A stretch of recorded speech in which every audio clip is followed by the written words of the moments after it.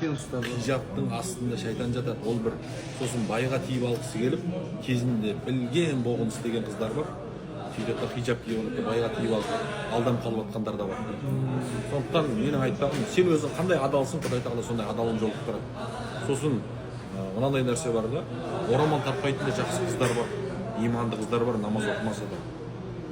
Сосын жаңағы соның шешесін көр, әкесін көр, жақсы болатын болса, сондай қызды да ертең ол насихат айтсаң, ол мұсылманның қызы ғой, түбінде бір намазға келеді. Шілей ана орамалға да алданып қалмау керек те, орамал тартып алып та аузы көпіріп жүргендер бар. Объемы 5-7, 6-3 Ферраримен бірдей объемдары. Оны алып алып ертең басыңды қасиып жүргің, сен миыңды аштықтан бол. Саған жар болатын бала шағаны туып беріп, үйде отырып сенің тілеуін тілейтін сондай қатын, сондай қызды алу керек. Анауға қыдырып қалған, ана үйтіп қалған, бүйтіп қалған жаңағы. Үйлене салсымен тойымды мен ана жерде жаңағы милеудің төбесінде істеуім керек деп тұрса, проблема сол жерде басталады. Соны тең-теңімен тезек қабылып, дұрыс қызды іздеп шаршау керек, өмір бойы шаршамау үшін. Түсіндің бе? Сондықтан дұрыс, орамал тартқан, ибалы, салиқалы қыздар көп, тақуа қыздар көп. Сондайын тапсаң үйлен.